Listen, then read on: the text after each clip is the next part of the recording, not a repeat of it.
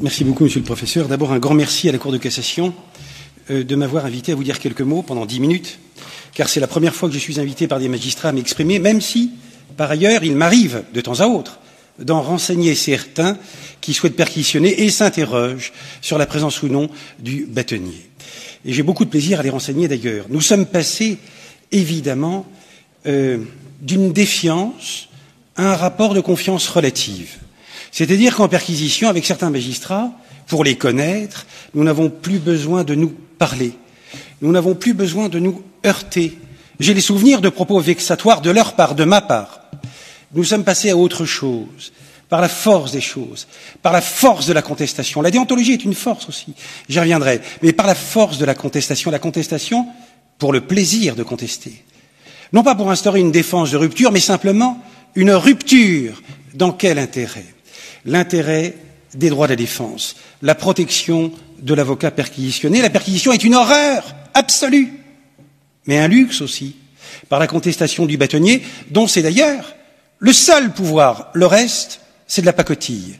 La vraie défense, c'est celle-là, faite par les institutions, qui toutes sont inutiles si elles ne sont pas animées de femmes et d'hommes soucieux de pratiquer l'exercice des droits de la défense. Ce bâtonnier, qui a été présenté par la Chambre criminelle, dont je ne fais pas le procès, par cet arrêt du 22 mars 2016 comme possiblement, potentiellement, présumé peut-être, l'auteur d'une infraction, à l'égard de qui? Au téléphone, avec un avocat martyrisé quand même lors de la perquisition, dont il a souffert, un avocat qui est sur écoute, donc contre lequel pèsent des indices, qui se confie le matin à son bâtonnier parce qu'il va mal.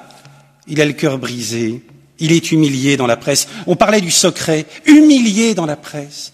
Une information secrète est diffusée à charge, plus qu'à charge, pour détruire la personne. Une honte, il se confie à son bâtonnier.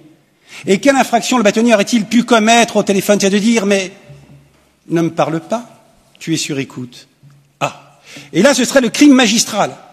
Alors que le bâtonnier qui, en perquisition, a un pouvoir de contestation, ce pouvoir, il ne l'a pas, il n'existe pas lorsqu'il reçoit de la part d'un magistrat, instructeur, la notification d'un placement sur écoute. Plus rien, c'est la patate chaude. Que fait le bâtonnier? C'est à charge. Si tu révèles, tu trahis. Et tu commets toi-même un manquement, non seulement à la déontologie, à tes principes essentiels, mais surtout à quoi? Tu commets une infraction pénale. Alors, il faut revenir de tout ça. Le dialogue, bien sûr. Je reviens sur la perquisition. Le bâtonnier doit pouvoir contester la notification d'une écoute comme il a le pouvoir de contester une perquisition, la saisie en perquisition d'éléments couverts par le secret. Toute saisie d'éléments confidentiels. Et retenez-le bien, je m'adresse à des magistrats, est par nature irrégulière.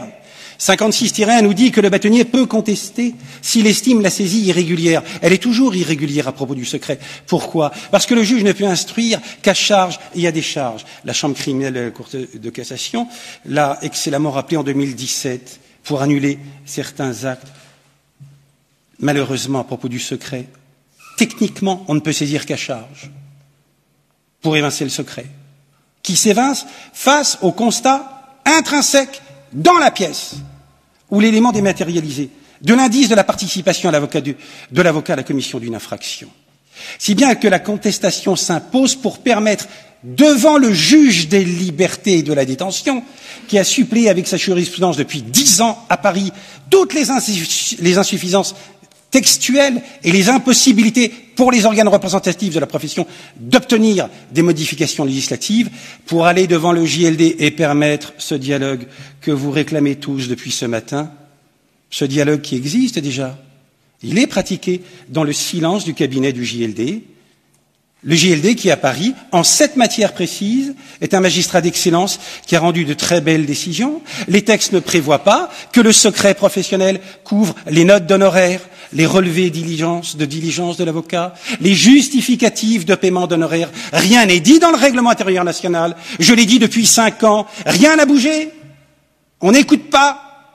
Et pourtant, je l'ai dit, je l'ai écrit. Et ça ne bouge pas. Il y a une inertie des institutions qui n'entendent pas ce qu'elles ne veulent pas entendre. Il faut que ce soit le JLD qui le consacre. 10 ordonnances depuis 2011, encore récemment, chez un avocat qui était suspecté d'avoir blanchi plusieurs centaines de milliers d'euros à l'étranger offshore. Il est rappelé par le JLD que la convention d'honoraires est couverte par le secret professionnel. Donc c'est le JLD qui le consacre. Mieux encore, le texte 56-1 ne dit rien sur la nécessité de marquer chez l'avocat, avant la perquisition, des indices de la démonstration de cet avocat à la commission d'une infraction. Il y a eu des perquisitions, des dizaines de perquisitions destinées, comme le disait à l'époque le bâtonnier Pierre-Olivier Sûr, à faire son marché, au mépris de l'arrêt André, qui est connu. Et alors qu'aujourd'hui le JLD, par plusieurs ordonnances, en avant plusieurs, exige, nonobstant le critère de la recherche de la manifestation de la vérité, de marquer des indices effectifs antérieurs contre l'avocat de sa participation à la commission d'une infraction, si bien que l'ordonnance du JLD doit être motivée, mieux encore, beaucoup plus avant, par ces critères qui doivent être décrits. Alors, c'est le JLD encore, ce juge dont le rapport Jacques Beaume, que nous avons rencontré récemment à l'occasion de la simplification de la procédure pénale, qui ne prévoit pas encore la réforme de l'article 56-1 du Code de procédure pénale. Cette volonté de ne pas réformer, de ne pas être en adéquation, le texte, avec la jurisprudence. Eh bien, ce JLD qui est consacré dans le rapport Jacques Beaume comme étant le juge de la régularité et de la loyauté de la procédure. Tu nous fais honte, tu nous fais honte. C'est ce qu'un magistrat a dit, un JLD, qui, dans une affaire politique, à caractère politique, a restitué à un avocat perquisitionné la totalité des pièces saisies à son cabinet par une ordonnance qui disait que l'avocat ne pouvait se voir reprocher le moindre indice de la plus petite infraction. Et ce même avocat perquisitionné, 8 jours plus tard, était convoqué à un interrogatoire de première comparution. Il y a eu un non-lieu général. Mais c'est important que de dire que l'ordonnance du JLD, qui est un magistrat souverain, qui restitue les pièces couvertes par le secret, entraîne pour conséquence de marquer l'absence d'indice de la participation de l'avocat à la commission d'une infraction, indice dont il était suspecté, bien par la restitution des pièces, et son ordonnance qui n'est pas susceptible de recours, non susceptible de recours, nous dit le texte, non pas insusceptible, mais non susceptible de recours, c'est non, eh bien passe en force de chose jugée. Sur quoi? Sur l'innocence, avant même que le processus judiciaire se mette en route. Donc, d'où l'importance de la contestation. Pourquoi? Pour le contradictoire, pour le dialogue. Il n'existe pas de dialogue en perquisition. Pendant des années, les juges posaient des questions, comme si on était en interrogatoire de première comparution. Il a fallu n'y opposer, critiqué par tous, y compris par certains anciens bâtonniers. Mais pourquoi contestes-tu toujours? Pour les droits de la défense. Si bien qu'il a fallu que le JLD consacre nos solutions, mais surtout la chambre criminelle de la Cour de cassation.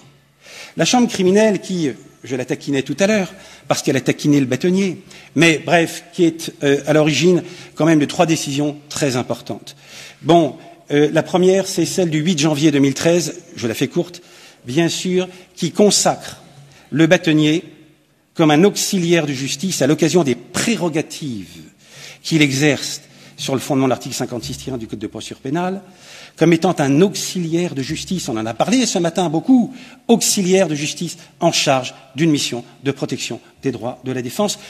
Rien n'est dit sur le secret professionnel dans cet arrêt, ni d'ailleurs dans le texte de 56-1 qui ne dit rien, alors que vous avez 56 alinéa 3 plus haut, qui vient dire de l'OPJ en perquise, l'OPJ, qu'il est le garant du secret professionnel et des droits de la défense. Sur le bâtonnier, rien du tout. Le législateur a tout zappé. Sauf que la Chambre criminelle est venue rappeler que le bâtonnier est en charge d'une mission de protection des droits de la défense. Et puis vous avez 9 février 2016, que vous avez cité tout à l'heure, monsieur le professeur, mais moi qui j'y étais, cette perquisition, mais ce que je veux dire, qui est inattendu sur un autre point, qui rappelle que le bâtonnier est un protecteur des droits de la défense. Même chose, encore rappelé, et entre-temps, l'arrêt du 25 janvier 2013, qui est tellement important, majeur, qui vient dire qu'il appartient aux délégués du bâtonnier, enfin aux bâtonniers, aux délégués présents, c'est vrai qu'ils ne sont jamais là, bref, aux délégués du bâtonnier, en perquisition, de veiller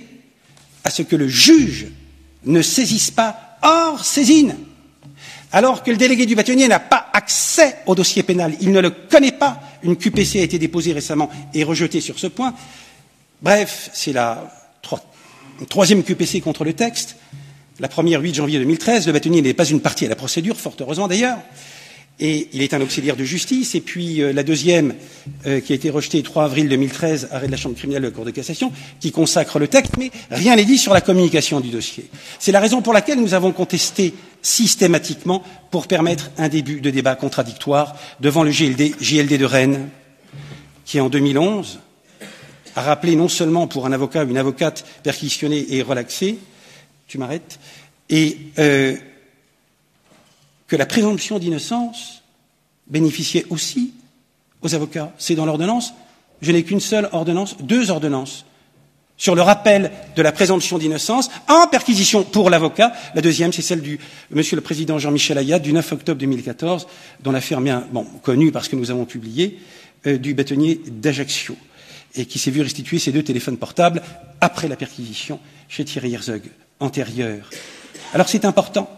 Il est important de rappeler ce rôle fondamental du bâtonnier, protecteur des droits des défenses.